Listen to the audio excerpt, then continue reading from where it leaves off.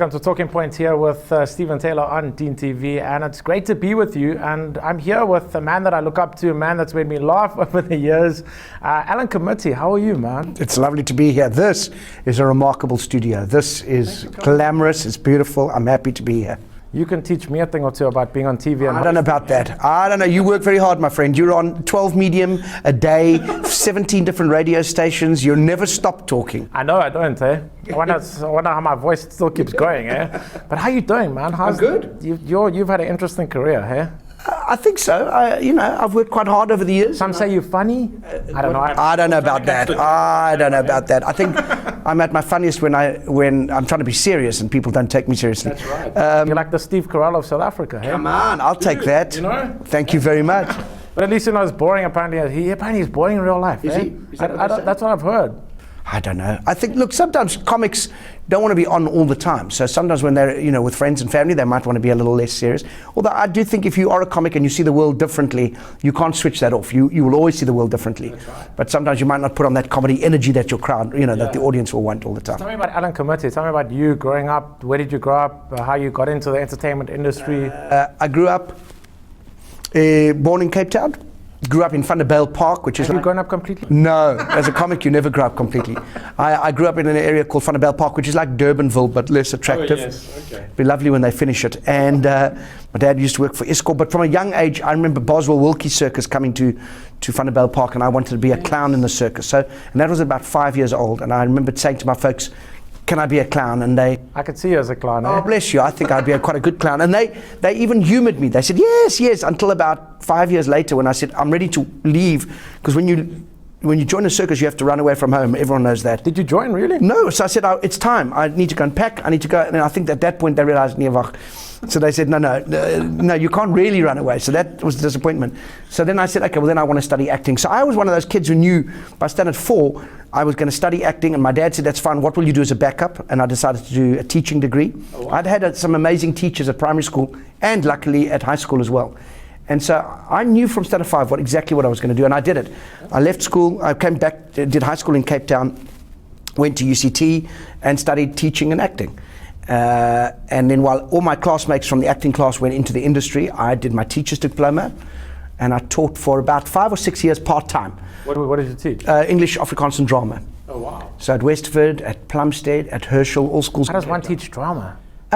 With some precision, I'll tell you. There's lots. The interesting thing is when you have to teach something, that's the best way to learn if you know what you're talking about. Do you know what I mean? Can you be serious as a teacher? I can't imagine you teaching the people. Hey, voice. really? Oh, you got to believe it, man. I'm a good teacher. That pre-94, after 94? That was after 94. I taught between 97 and 2002.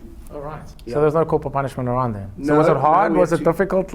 You had to throw in your teacher voice.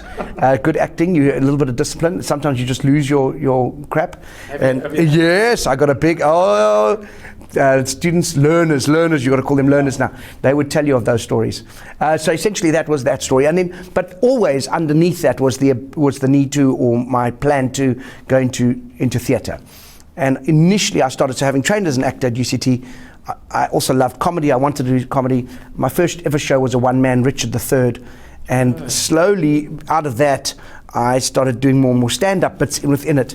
And so almost simultaneously, I kept doing my acting, but then started doing a bit of stand-up at corporates. So you studied acting? Yeah. Okay. Is that important? Do you think it's important for... I think it helps. If you're in the industry as an entertainer, I think it's nice grounding. It's a good foundation. You learn a lot of interesting stuff about yourself, about your tools, vocally, physically, about yourself mentally, where you're strong, where you're not so strong. And those things do stand you in good stead when you're in the industry. But equally, I would say, if someone has found a way, whatever, there's many roads to Rome. So if you're in the industry already and somehow you're doing it without studying it, well then go for it. Go for it. Absolutely, you are. There are no rules. What I love about what I do, and particularly in comedy, is as many as and I love the mechanics of comedy. I love studying why things are funny and how they work. But equally, what I've learned over the years is even if I work out a principle or a rule, the opposite is also true. And that's a good thing. So there's no restriction. Do what you must do, make sure you get there. Do you take yourself seriously when you wake up in the morning, you look at yourself in the mirror and you go, I'm Alan Committie? How does that feel? Huh? Listen, I mean, not with that face. What do you mean? With this face. I look in the mirror sometimes. I will catch myself sometimes in the mirror and think, I'd love to shag that. Do you know what I mean? Do you know? Because if I don't say it, nobody. No, I don't say it. I really don't say it. I know I lead a good life. I'm very blessed in terms of, I've had good work. I work hard. I've sold myself I've built a brand over 20 years now in this country. Sold yourself? No, I was going to say I've learned to sell. No, but I have learned to sell the skill set that I have, and that's an interesting point because a lot of performers, whether they stand-ups or actors, don't always do that, and so they rely on people around them to sell their brand. Do you think brand is important? Do you think that like being relevant and certainly being relevant, having a set of values attached to you, whatever those values are, that people know. Well, not when I say values. Okay, in terms of my act, they're not necessarily my personal values, but in terms of the Alan Committie brand that you expect when you come to my show, is that it's a clean show. There's no swearing. The politics will be there, inherent always. We live in a country that is absolutely inherently political, but I'm not a political comic. I'm not a Nick Rabinowitz, who, for example, is a very kind of satirical. Yeah, I love that, and I'm happy to watch it. It's not my gig. So you can come along with your grandchildren and your grandparents to my show. Those kind of attributes you can put on my show no matter what I'm talking about. Who are your peers? Who do you look up to? Who were you watching when you were growing up? Who were you? Right. So I suppose role models in this country, Casper de Vries, Mark Banks was a huge influence to me. My peers were John Vlismus, Mark Lottering. I'm 42. May I say, can I swear on this radio station? Oh, all right, because I'd like to. TV, sorry. Is this not a radio station? Why didn't anybody tell me this? John Vlismus is my age. In fact, I think he's a year older than I am. Oh, wow. So how could you look up to him when he's so short and he's the same age? I look up to him. I see he's one of my peers. Right. I look down at him. No, John, in fact, has been involved in the show that I'm currently doing, Love Factually, for the first time after all these years. He's not. He's in Joburg. We conceived the show here, and then I went to work with him a little bit in Joburg. He runs a brilliant company called Whacked. Yes. And and with Tafia, his partner, who's outstanding. And I said to them, can you come on board and help me a little bit with the conceptualizing, but also the design of the show and using slides? And we've done, I think, a really nice job. So I'm very pleased with it. I see that you're involved not only in front of the camera, but behind the camera as well. I think there was a teacher, TV headmaster. Correct, those who can't. Yes. On SABC3, I co-wrote with my friend Tom Eaton. We do a lot of stuff together. And I, in fact, we executive produced the first season. I acted in the first season, and now the second and third season, we just go as creators. Yeah. So how's that been? It's been good, very well received. And in fact, my good friend Robin Scott, who was at drama school with me, just won a SAFTA for Best Actress for that role, which was brilliant. Chantal Herman was nominated. Terence Bridget was nominated. So there's been some great. Terence is around everywhere. Terence was in my year at drama school. Yeah. Like a hard worker, eh? Exactly. So tell me about being on camera. Johan van der Walt, gotta be my idol, man. Oh, you love him. You love the safari suit. Yes, I did. For those who don't know, Johan van der Walt is a part-time South African security guard and a full-time human shield for Athlone and surrounding areas. And essentially what he does is he speaks knowledgeably about everything, even though he knows very little about anything. I know you can do his voice. The teeth, because he's got the big buck teeth, but he's... Ach nee, vragtig man, wat gaat nou aan? Don't talk for me like that, Poepel. Can you say Poepel on this on this television? It's television, isn't it? With the cameras. That should really be the giveaway. It's going so well. So Johan van der Walt, I started as a corporate character. Then it started in my stand-up shows. I used to do a monologue with him. I'm talking about him like he's a real person because I believe he is a real person. He is a real person. And then Bobby Heaney, who was a TV producer in this country, he came and saw one of my stand-up shows and asked if we could use him in a TV show, which ended up being Laugh Out Loud on Mnet. Yes. And that ran for 4 or 5 years, and then out of that we did Van der Walt's Fault, which was a spin-off series, and then he did a DVD release. So he's got a life of his own. He died. No, he didn't die. He just went into hiding. He went into retirement, and he's ready to come out. I'm happy to tell you, he's got some new things to talk about. I'm looking forward to that. In this show that I'm doing now, Love Factually, he makes an appearance on the screen and talks a little bit about relationships. And if you want to, because he for a while was very much in love with Ruda Landman. She didn't know that, or she did, and she. Is that why she left Carte Blanche? That is exactly why she left Carte Blanche. And in fact, he had a huge altercation with Derek Watts because he believed they were having an affair, which of course is not true. That is allegedly. We don't know if that's true or not. But there was unbelievable. Yeah, listen, you heard it here first on On what's this Deen program? TV, Talking Point with Steven Taylor. Talking Point. Mooi. En dit is wat ons nou doen. Ons praat so lekker. Hier is die punt. Nou praat ons. Mooi. So tell me about, wow, man, I've lost my train of thought, man. You just like, huh? Let me tell you a little bit about love factually. Yes, tell me about that. So this is Are you married? Have you got a girlfriend, a wife, you know? All my personal stuff is all true. Exactly. What doesn't it mean? This is the truth. I did a show. How can anyone give love advice? We've all been in relationships. What a silly question. Okay. We've all been in relationships, and if we haven't, then our parents have or our friends have. We all have an opinion about relationships. But I did have the pleasure. Peter Turin, who I do a lot of work with at his theatres, and he's a good man. He offered me 8.5 years ago to perform in a hit show called Defending the Caveman. Yes. It had already been running in this country for 10 years. And I then subsequently took it over and ran it for another 9 years. And I did 943 performances of it. And that was an American show that looked at the battle of the sexes. It's a hit around the world. There are 15 versions of it that existed at one point. Are you still doing it, or is it finished? No, so we finished it now. And essentially I thought to myself, it would be nice to do a South African follow-up, as it were. And particularly because that show is now 26 years old. It was written in 1990.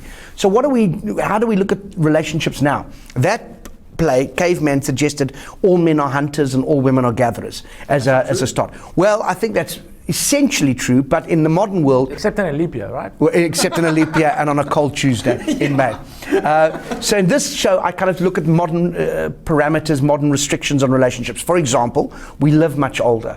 You know, people now live to 90 or 100 years old. And if that's true and you get married at 25, and you look at your beautiful partner across the aisle, and you say, I do, and she says, I do you realize that you'll be looking at her potentially for another 75 years? That's got to have an impact on your relationship. Wow. We look at that. We look at how people date these days. Of course, they're all dating websites and Tinder. We look at the fact that... Do you go on those? I've no. It's your alias. We'd like to find you. Yeah, exactly. I've gone to investigate, and I've met a lot of people who've done Tinder dates. And Tinder's extraordinary.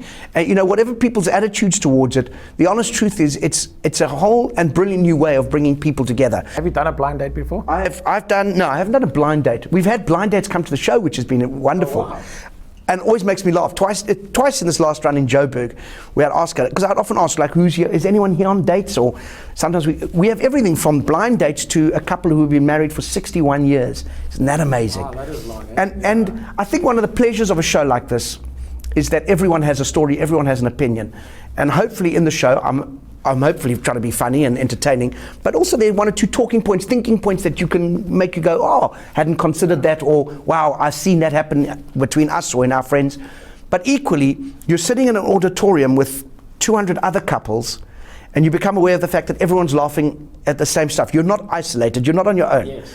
You go, oh my God, that's us, and then you realize, no, it's not just us, it's all these people as well. We all have the same problems and or foibles and or strangenesses. If you're single, you can get some tips. If you're single, you get some tips. If you're divorced, you learn some new things. If you're in the start of a relationship, you can get better. If you're at the end of a relationship, you know how to finish it. Everyone gets something out of the show, I think. So your private life, obviously keep that private, right? Yeah, my private life, listen, I've had, at 42, you'd think you'd have a fair share of relationships. I say in the show, and I use a lot of personal stuff in the show. I change names, I change facts sometimes to make it suit the story I'm telling. But, you know, I've had everything from an 11-year long-term intense commitment to 3-week dalliances to, you know, having my heart broken at 13 years old. I know, 13 years old in Van der Bijl Park. Imagine having your heart shattered in the Vaal Triangle with only Vereniging to look after you. Yeah, exactly. You think about that. So I talk about those experiences, and I think what's interesting about the show is that as you perform it, you can see people either understanding or relating to it, or triggering their own stories, because that's part of the fun of this. Oh my God, I did that, or that's like us, or your mom was like, whatever it is. And so it's the kind of show that I think touches you on many levels. And so you did it in Joburg? We did it in Joburg for 6 weeks. I had an outstanding run. Now we're at Van der Bijl Park? Not in Van der Bijl Park. We've got to go. In Van der Bijl Park would be lovely when they finish it. We did it at Monte Casino. Now we're at Theatre on the Bay in Cape Town. And beautiful theatre. I think one of the most beautiful views ever when you walk out of a theatre. Because you running on the beach the other day, half naked? That's right. I put the speeder on backwards. Did you notice that? It was very weird. And even not over the appropriate area. What a balls up. But it is... Yeah, so I'm at Theatre on the Bay now right through to 14th of May. And I've got to tell you, the tickets are flying because I think it's the kind of show that everyone can relate to. We dub it the perfect date show. Yes. And I think it is. Wasn't there a movie by the same name, kind of? Well, there was Love Actually. Yeah. Yes. Now, so the reason I've called it Love Factually is because one of the things I try and unpack in the show is that in romantic comedies like Love Actually or Four Weddings and a Funeral, they try and tell us that, they tell us that what happens on the movie is what happens in real life. And I don't think that's true. I don't think our real lives are like romantic comedies. I think they're slightly different. So that's one of the through lines in the show. We try and unpack the differences. So what you see in the movies, for example, they know when to kiss on a first date because the music gets louder and the camera moves in. Right, eh? In real life, you don't get those signals. So sometimes when you move in, she's moving back. At the same time as you think you're going for a hug, she thinks she's going for a handshake. And the next thing you're both in So you're going to tell us how, when, oh, what? Man, you get advice. You get all kinds of interesting things. Definitely going to come watch You it. better. Then, eh? Flippin' heck. I was going to say hell, but you're not allowed to say that. Alan, So is this radio station? This is not a radio. Just to be clear, it's not a radio at all. Like I'm just checking. I don't know. that's a camera. That's a camera. I've seen cameras. I don't know what these things are. They're lovely, but they're not cameras. It's not late nights on that channel. No. It's we're Talking Point. It's a authentic show. And what's a stasie? What? Deen TV. Deen TV. Yes. DN or Sounds like, doesn't a dean sound like teacher, like the head or like the dean? of faculties. Yeah. Well, it's got authority. I love it. I love it. You've got authority here, man. So tell me, what's next for you and your? What are you wanting to achieve in your? What is on your bucket list before you kick the bucket? Wow, that's unpleasant. I love what I do. I do lots of different kinds of things. You suggested earlier, I have fingers in many pies. I'm able to do voiceovers and direct and write and act and do straight plays and do stand-up comedy. You saw last year I did a musical, for the first time. It's just nice to stretch myself. I do unstraight plays, sure. I do all of it. Keep it gay and keep it light and keep it fluffy. But the point is to keep stretching yourself and keeping the mind and heart interested, Do you ever get days where you wake up and you go, I'm not list for this? Of course, everyone does. If you didn't do that, I think that would be weird. Okay. But so that's true. Even in a job as exciting and as different as this, there are days where you think, oh, I've got to go and perform. I think once you get on stage in front of an audience, that adrenaline, we call it Dr. Footlights, it cures any aches and pains and heartache or whatever. You just get on and you perform. So I love what I do. Equally, I'm doing more and more stuff overseas, which is exciting, just not to make it there necessarily. The Emmys, dude. I went to the Emmys, which was amazing. Tell me about that experience. Well, at that time, actually, I was dating someone in Los Angeles, and so I was spending a lot of time there. It was a period of about 4 years. And who you know to get there then? Always. Hollywood, it's about who you know. But while working there, I was doing a lot of stand-up. I did some stand-up at comedy clubs like the Laugh Factory and the Improv were amazing. Like famous stars of heroes of mine, have performed amazing and great. Tricky because American audiences are not like British audiences, for example. British audiences are pretty cosmopolitan. They know that there's news that happen outside their country. America do not know that. If you're not talking about what's happening in America, they don't really care. You had to do your homework then? You had to do some homework. Anyway, while I was performing there, the Emmys were coming up, and I thought, I wonder if I'm sure you can buy tickets. So I started doing some research, and I happened to meet a manager who worked at one of the a manager of one of the comedians who was pretty well connected, and he said, oh, if you want to go, let me see if I can sort something out for you. Next thing you know, we had tickets. To be fair, we were right at the back of the actual auditorium in the Emmys. Oh, you're there. But you're there. It was pretty cool. But more importantly, we got tickets to what they call the Governor's Ball, which is effectively the main prom after party at a matric dance. You know, where the official matric dance. So who did you get to rub shoulders with? Wow. I rubbed shoulders with the cast of Downton Abbey. I met Joey from Friends. How was that? Amazing, sweet. But you couldn't take any pictures, sadly. No, look, we had I've got one or two pictures of the after party where it was more relaxed. But at the Governor's Ball, you're not allowed to take pictures, and I get that because these guys are they're trying to be comfortable, enjoy themselves. They don't want to be in front of paparazzi. Yeah. I met Michael Douglas. Wow. I chatted to the cast of Modern Family. How are they? These are ordinary people, man. It's interesting. Can you relate? Yeah, of course. They're essentially doing a job, and they have the same problems and joys that we all have. Yeah. Maybe on a slightly bigger or more important level, if you want to look at it that way. Press, yeah. I saw Michael. The most interesting thing was watching Michael Douglas, who is in his 80s now. Really? Yeah, late 70s. No, he does. And it was interesting because when we were talking, I wasn't talking to him directly. There was a group of 5 of us all chatting. We had congratulated him. He had just won for Behind the Candelabra. Do you remember? But Liberace just won that Emmy. And we were chatting to him. And I swear to you, I actually turned to Joe, who I was with, and I said, he looks like my grandfather. He was hunched and very amicable, but frail. yeah. And then as he walked away, we watched him as he walked, and the doors opened, and the paparazzi were waiting outside. And as the doors opened, he grew in stature, and he became a superstar. Wow. And you see that energy that people take to hold themselves, and that's who we see on the cameras. Okay. Yeah, that public-private persona is very interesting.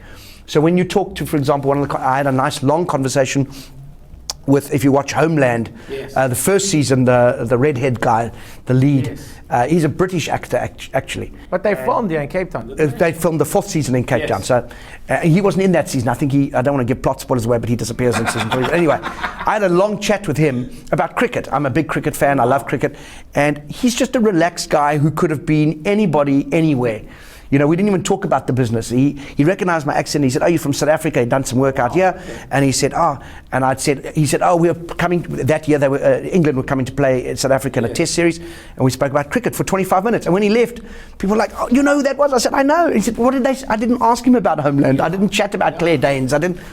And I think that's quite interesting, is to understand people are just humans after all. Do you know what I mean? But people, people get the wrong perception that when you meet a celebrity, you must go like, ha. Exactly. I'm also not like that as well. Yeah, you've got to find treat them like a human being. Absolutely. It's nice to say I'm a big fan or I love your Yeah. work. That's nice.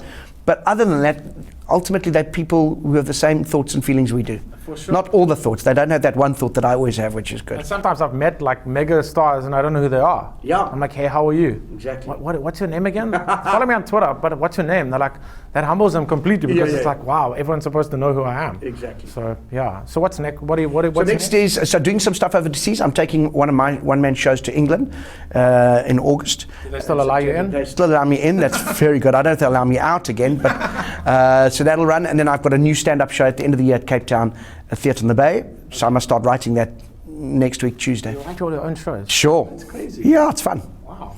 And then one or two bigger projects for next year, of which I don't speak because you can't jinx them. No. If you speak too soon about them, then they never happen. So that's the story. Still work in progress. Everything's a work in You progress. work hard, eh? I like to work. So you're not doing anything on camera anymore? You've stopped with that? Anything on camera coming up? No, we're pitching one or two things. Okay. But as you know, the world of television takes a long time. It does. I've got the hiccups now, but this is on radio, so it doesn't matter. It might take, by the time it's pitched and accepted, it might be like a year and a half before it finally comes to fruition. So I don't get too excited about it. No, it's a sitcom. Okay. One's a sitcom and one is a game show. So, but I don't get excited about that until we get much further down the line. Listen, Alan, thank you for your time, and it's really been amazing having you here. Where can people find you on social media? You can find me at Alan Committie, now one L in Alan, A-L-A-N, Committie, M-T-T-I-E, not E-E, don't be a silly person. So it's at Alan Committie on Twitter or Alan Committie on Facebook. Find me there, love to chat with you. Do you like going on social media? Yeah, I'm a bit of I like social media. I think Stalker? What? no, not a stalker, but I Anyone that you are following that you're stalking? No, I'm pretty good that way. Right. Nothing that the cops know about anyway. Alan, thank you, man. So people can see your Love Factually? Love Factually at Theatre in the Bay in Cape Town. Bookings are open through CompuTicket right through for the next 3 weeks until May the 17th. Okay. May the 14th. May the 14th. May the 15th, you're not going to see me. Don't come to May the 15th. May the 14th. And then we're going to Grahamstown in the middle of the year. I think we've got one off show in a 900-seater in Grahamstown as part of the festival. And we're back to Joburg beginning of next year.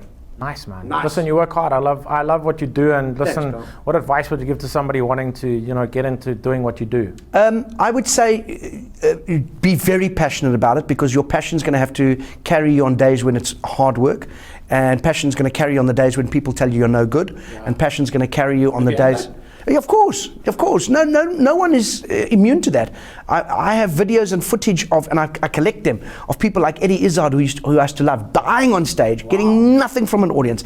Robin Williams dying on stage. Those moments are the moments where you get better as a performer. And everyone has that. So, again, all those stars we were just talking about, they've all had bad days. They've all had days where it hasn't worked. They've all done crap movies at some point in their life. We don't do it deliberately. You try and do the best, but sometimes You live and learn. Of course you do. From those experiences. So I think your passion has to be huge and drive you through all of that. We'll edit out the grey hair. Thank you very much. I actually found, I'm going to share this as a final point now because I must go. And I know this is a family-based thing, but I actually found my first grey pubic hairs recently. Oh, it freaked me out. Not as much as the other people on the lift, but it was very, very upsetting. I have to go now. I'm very busy.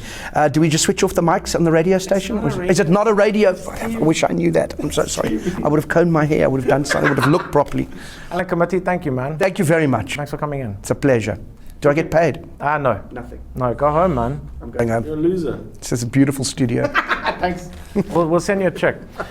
It's Talking Point with Stephen Taylor. Thank you very much to Alan Committie for coming in. Of course, check him out on social media and check out his show at Theatre on the Bay, Love Factually, on until May the 14th. Have a good one. No. Wait, before you go, he's done this to a timer and he's only got 24 seconds left. He has done so well. A lot of times that people don't keep to the time, but he has. To be fair, he's still got 17 seconds left. I don't want to waste that time.